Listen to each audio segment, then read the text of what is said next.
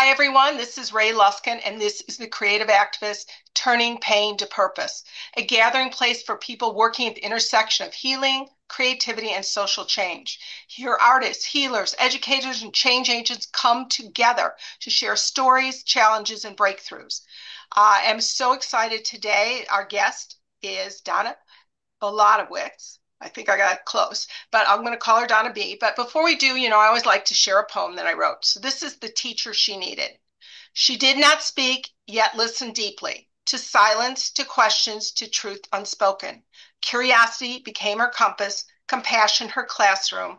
From pain she grew wisdom, from silence a voice. Now she teaches what she once longed to hear. You're not what happened to you, you are the light that rises from it. I'm so glad I'm going with Donna B today. It's just easier. She's a woman who has alchemized pain into purpose, a lifelong learner, educator, and advocate. She's devoted her career to understanding and preventing sexual abuse while helping others reclaim their voices. Through her research, Donna identified a major gap in how trauma and healing are understood in education and psychology. Refusing to stay confined with an existing framework, she created her own, which she'll tell you about in a little while. Her work extends beyond academia. She's written children's books, a memoir, and countless pieces that offer hope and insight. As the former chair of the Charlotte Huck Award for Outstanding Fiction for Children, former president of the Montana Association of Teachers of English Language Arts, and a founding member of 406 Pride, Donna has spent her life shaping spaces for truth, inclusion, and healing. I'm so glad you're here, Donna. We had a short conversation a couple weeks ago, and it was like we just clicked. So I'm so excited I can share your story with everybody else. So why don't you start with telling us about your story? It's very compelling and not one we usually get to hear. Thank you so much. And thank you for all you said. So, I was sexually abused by an upper elementary teacher, a woman. My dad was a social worker, and he had helped start the sexual abuse task force in our county.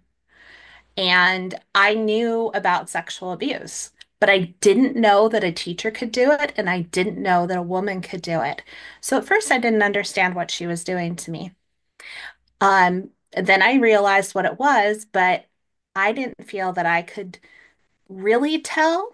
It's like I didn't have the words to explain what she was doing to me, but I told through my behavior. I told through saying that I don't want to go to her classroom. I don't want to go to school. I hate her, all these kinds of things. But the next school year, I realized she could be doing it to someone else. So I went to my school counselor and I told her that my teacher had sexually abused me. And the school counselor did everything right. Um, she called the police. But when my dad took me to the police to be interviewed, they said to me, a woman wouldn't molest a girl. And they did not ask me the basic questions they were supposed to. They let her go. And when she threatened to hurt herself, they told me that it would be my fault if she had done that. And then she and her enablers bullied and harassed me the rest of my time in that school district until even after I graduated high school, until I fled my hometown at 19 years old. Wow, that is so powerful. And, I mean, it breaks my heart, because uh, I know you talked to me a little bit about the numbers. What are the numbers for this? They're a lot higher than a lot of people think. When Carol Shakeshaft did the first survey in the early 2000s, it was around 10% of the people in the survey. Yeah. Nope. I thought I hadn't recorded. Sorry. We Okay. recorded. It was about 10% of the people in the survey who reported experiencing educator sexual abuse by the time they were seniors in high school. 2023 survey of those people who took the survey, 11.7% of them experienced sexual abuse. That is Jellic and others who did that study. And the most recent one from 2024, which is Grant and others, it was 17.4%. of the people who took their survey had experienced educator sexual abuse, most of it non-contact in the form of sexual harassment. But also, Grant and the others researchers found that over 50% of the respondents to their survey knew someone who had been sexually harassed or otherwise sexually abused by an educator. Wow. So if you've got a classroom of 23 students, for instance, at least four of them are going to be victimized by educator sexual abuse. Wow, that is scary. Okay, so I want to backtrack a little because finding your voice. I mean, you became a teacher, and I know this was a hard step for you because you didn't want her to steal that dream. But you said you didn't speak in kindergarten, but you knew you wanted to be a teacher. Tell me about that because finding your voice, whether it's then or now, is really important. Absolutely. I have situational mutism. I'm autistic, and I can also be very shy. So I was overwhelmed in kindergarten by all the other kids, by all the noise, by the bullying I was experiencing. And so I just didn't talk. I had some friends who talked for me, so I didn't really need to. Um, but I loved learning. I loved watching what was going on in the classroom. I loved seeing my peers figure something out and that light in their eyes. And it just inspired me to be a teacher. And then when I was in first grade, my teacher, Mrs. Kinsfather, took the time to get to know me and help me feel safe and comfortable and got me to start talking. She is like the best teacher ever. And so I wanted to be a teacher so badly. I mean, you can ask my little brother how many times I made him play school when we were little.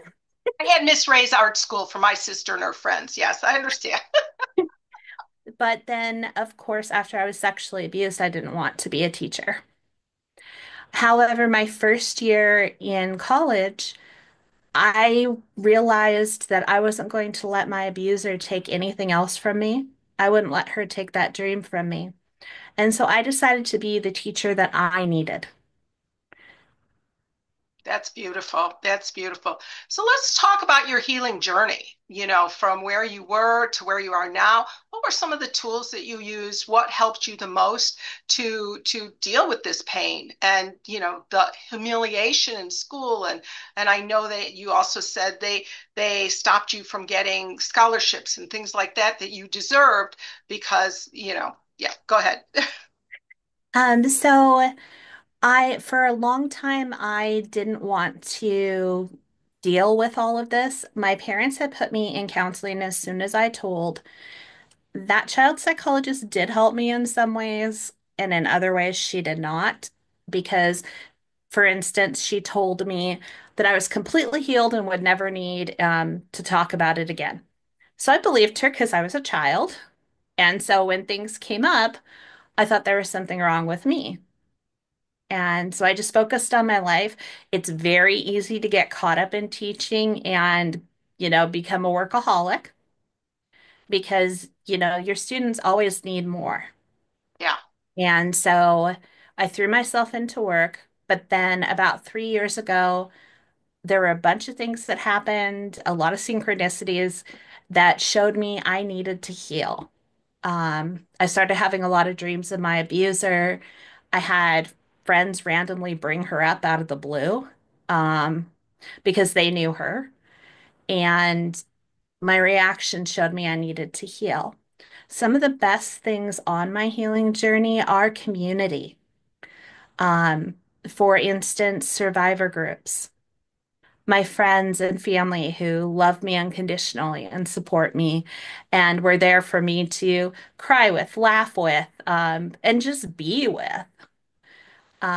And art has been amazing. Um, I do art journaling. I've rediscovered my love of drawing, my love of experimenting with art materials. Photography has been amazing. Um, Getting back more of my love of music has been amazing. And just creation. Like I've been into making jewelry lately and I write the books that I needed to read. They're still drafted. They're not published, but I've written a middle grades book that would have helped me so much if I had had that when I was a kid. I wrote a picture book and I have been revising it that is one I would have needed to read. I'm One of my areas of expertise is children's literature, so I know a lot of the gaps in representation. And so I'm trying to start filling some of those gaps. And with my memoir, I'm working on, I am using my new conceptual framework for my healing journey, at least for this draft, to frame it. A lot of the conceptual frameworks that I've seen for healing journeys, even though they're not necessarily intended to be a step-by-step process, they're presented in a linear manner. So I basically took that idea away because I don't think in binaries. I don't think linearly. It's more like a spherical in spectrum thinking. So I used a flower as one of my symbols in my healing journey because in a flower, there's not any particular petal or the center that you have to start at. You can be like, if you're looking at a flower and you're touching it, you can touch multiple petals at once. You can be in multiple places working on multiple things at once. You can go back. You can backtrack if you watch a bug on the flower, they can go to the same petal multiple times. And that's one of the ways that it helped me to see my healing journey. Another way I looked at it came about when my best friend and I went to Glacier National Park, and we were on a trail that was rutted, that had no guardrails in some spots, and switchbacked. So I realized then, that was about 2 months into my healing journey, that that was also a metaphor for my healing journey because sometimes the trees were hugging us and it was nice and safe. And sometimes the view would open up, and oh my goodness, there's bright fall colors in these trees by a meandering turquoise stream, and it's just stunningly gorgeous. And then we see that same view from higher up, just like in healing, you revisit a concept. And at the summit, we visited the most beautiful lake I've ever seen in my life. Um, and again, part of your healing journey is filled with unexpected beauty. And that there isn't really an end point. If you get to the top of the mountain, you're not done. I hear You can you. go, I love that metaphor because I use a spiral because there are layers, and sometimes I'm up the spiral, sometimes I go back down. But and when you're talking about the Glacier National Park and the summit is my first experience of finding my connection to spirit was in nature. I was by myself in Banff, and it was a weird time. I was meant to have this. I just gotten divorced. I said, I need to go somewhere. I'm going there. And I'm walking around, and those were the days a long time ago where there are no cell phones. I couldn't believe now looking back that I'm going on all these trails. What was interesting was at the time Michael Jordan was very popular. So all these people were wearing Michael Jordan t-shirts, but then I tried to talk to them, none of them spoke English. I said, okay, so I had a silent retreat for 5 days. And within that time frame, that is where I got hooked on nature. That is, I mean, I was having conversations with the squirrels. I knew it, in this other realm and the beauty and the colors and that's why every day I still go out to nature. I'm going to the beach. I'm going to the botanic gardens. That is where I find comfort, especially on stress days, and so I understand there is no end of beauty. There is no end of that awe and wonder. And I believe part of the healing journey is looking for that. And that's why I'm doing what I'm doing, because I think that's why I talk about creative activism, because it is for personal growth. It is also for building community and creating change. absolutely. And I'm a Montanan. Grew up in Montana. So, as I mean, I was born in a valley between mountains. So, mountains were wove themselves into my first breaths. The prairie is etched beneath my skin, and rivers flow in my veins. And nature is a part of me. And I've always belonged to nature as well. And that nature is extremely healing.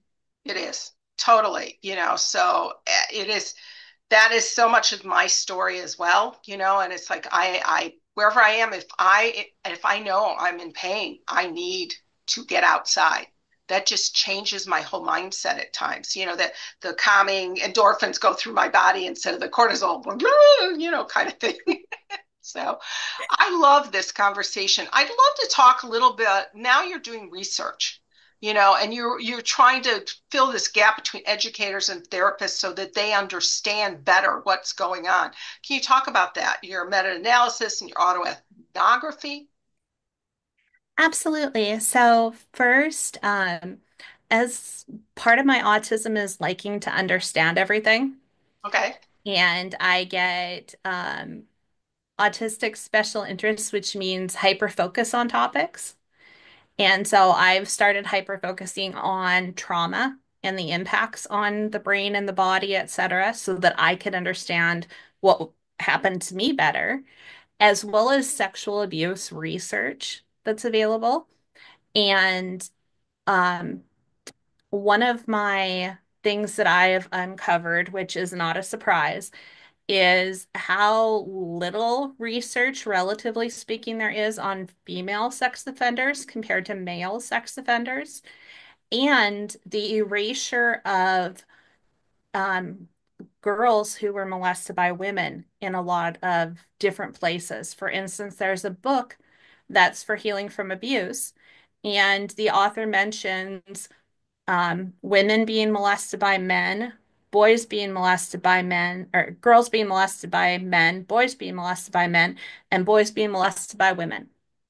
And doesn't mention anything about girls molested by women, just completely, it's like we don't exist. Uh-huh. And there are a lot of research studies that do this exact same thing. So you're trying And to get the word out there that we need more research on this and pushing the envelope as something that has to be studied. absolutely, well, and people need to be aware this can happen. If they're not aware that it can happen, then they're going to unknowingly ignore signs that this woman is hurting this child. Yeah. Um, they're going to think it's something else. Yeah. Oh, wow. Well, it's interesting because we'd had a discussion before. So, we know what happened in the Boy Scouts. We know that, and in the parishes and all that, and how people are moved around. And my granddaughter is now in Girl Scouts, and my daughter's supposed to be a volunteer leader, and they made her go through all the background checks now, which is because of what happened, which I'm glad about. But it was like I had to put my own thinking cap on about that. But that's exactly why, from what you're saying, we still don't expect it, and so, I know that the person who molested you eventually was caught, I believe, by other people had said something. Yes? Other girls came forward, and the school district, just basically from my understanding, I mean, nobody from the school district talked to me about this, but my understanding is that they pushed her out. They allowed her to resign, though, so that she could be hired at another school district. She was not hired at a school district, she was hired at a university to work in their educator preparation program. Wow. So, what are some of the things you say to parents? There are some things that parents can do to help prevent sexual abuse, though any child could be at risk. And even if you do everything, quote, right as a parent, your child still might get sexually abused. It's common. But some of the things that you can do as a parent are open communication with your child. Let your child talk to you about anything. If they ask a question, they are ready to hear the answer. For instance, if a child asks, um, why is the baby in mommy's tummy? You can just give them a simple, developmentally relevant explanation that that is where the baby grows. You don't have to, that doesn't mean you get into every detail of how it got there, Right. but just give them developmentally relevant answers. And if they ask follow-up questions, answer them honestly too. Um, and listen to your child. Listen to the words they say. listen to what goes unsaid, watch their behavior, and ask questions. You can always ask them if they say something like, I hate my teacher, ask them, well, tell me more about that so that they can maybe find words to explain why they hate their teacher. If they say the teacher's mean, what does that teacher do that's mean? That might help them tell. Teach them and model consent. Don't force your child to hug and kiss relatives. The relatives can ask, and the child can say no. And everybody needs to respect that.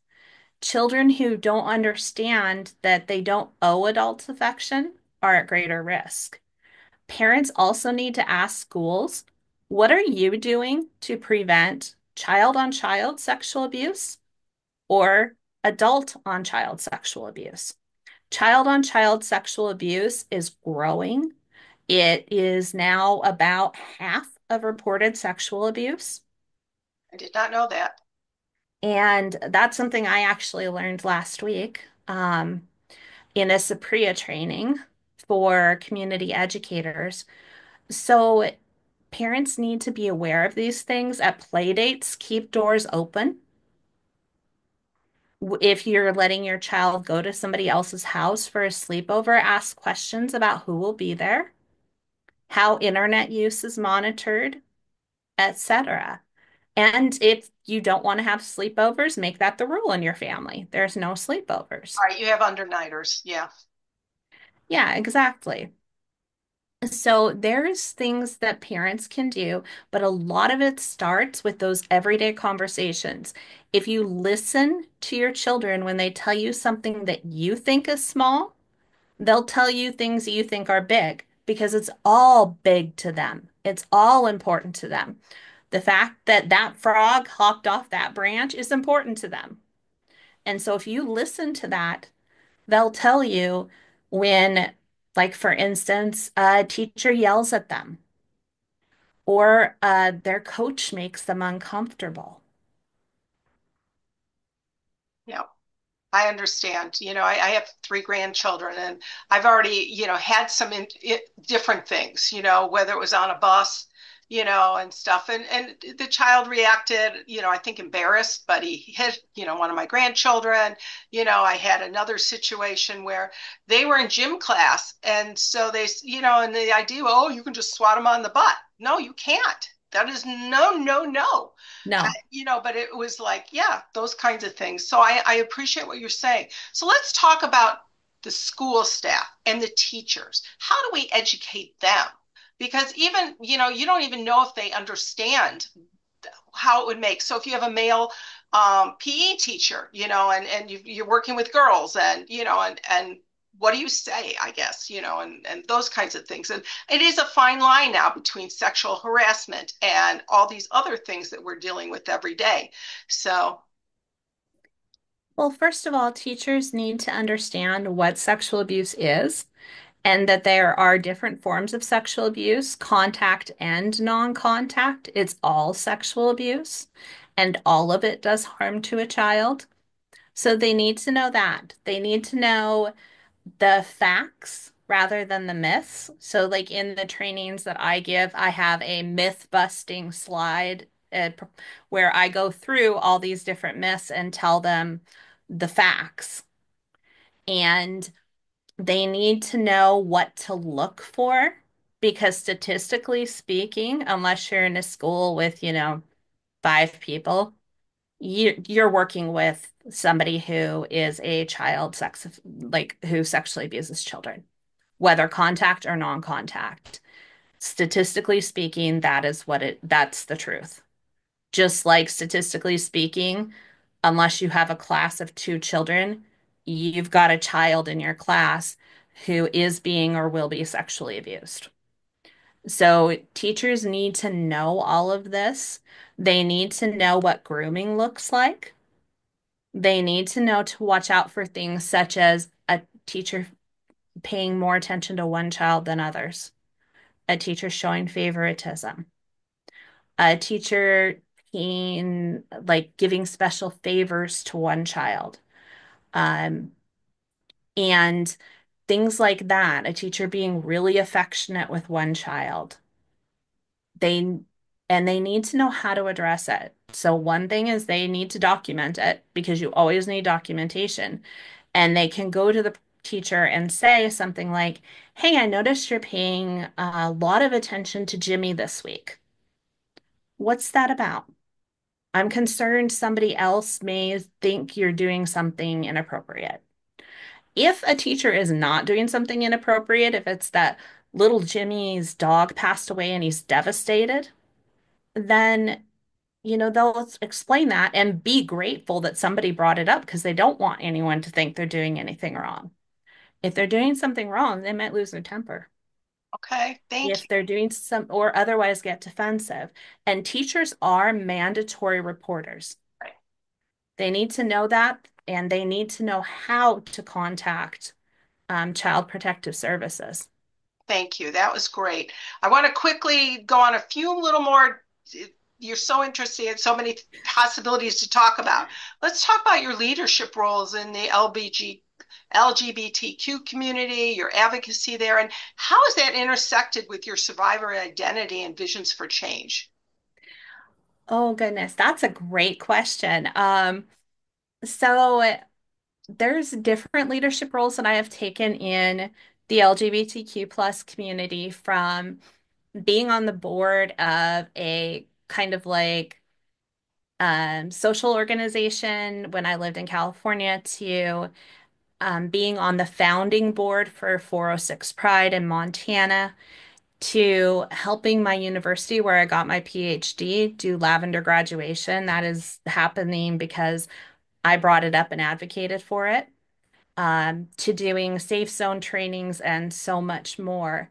As far as being a survivor, having been abused by a woman, it took me a long time to accept that I am a lesbian. I mean, when I was 2, I announced I would marry Wonder Woman. When I was little, I married my female Barbies, and Ken was in the toy box because I didn't have any use for him. Um, so clearly the signs were there, but I didn't know what that meant. I just knew that was right for me. Um, and then I was, of course, when people were figuring out that I had told on my teacher, and part of her retaliation started when she came back from her paid leave and told her students that she was gone because Donna Bladowicz lied about her and they should let me know what they felt about that. So basically telling her students to bully me. I got a lot of homophobic bullying from that. So I didn't want to think that I was gay. It wasn't until I was a junior in college and opened the book and read it, Annie on My Mind, that by Nancy Garden, where I was like, oh, that's who I am. I'm a lesbian. And then it took a long time to accept that. But once I did, part of my autism is really passionate for justice and very much an advocate. So I do what I can to help. I don't want anyone to ever go through what I did. That has motivated me from the time I was a little girl, I is to make the world better for others. totally get that one. So, yeah, my book, Creative Activists, Make the World Better, one person, one action at a time. That is exactly the message, and that's why I'm out talking about turning pain to purpose. So, we are running out of time, and I still wish we could talk, but why don't you tell people where they can reach you? And for anybody who's still afraid to speak, what message of hope would you have them to hear today? Let me do the message of hope first. Okay. Um, if you are afraid to speak, you don't have to say anything until you are, and unless you are ready. It is your choice when the time is right for you. Sometimes it's easier to speak up to other survivors, and you can find different survivor groups on Facebook.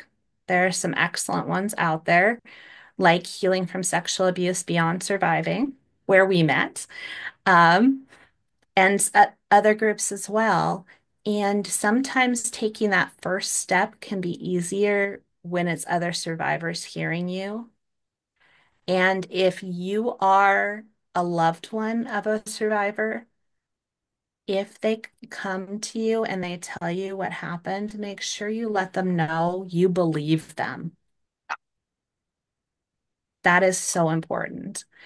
And as far as reaching me, my email is donnabaladowicz@gmail.com. I will spell that out. DonnaBaladowicz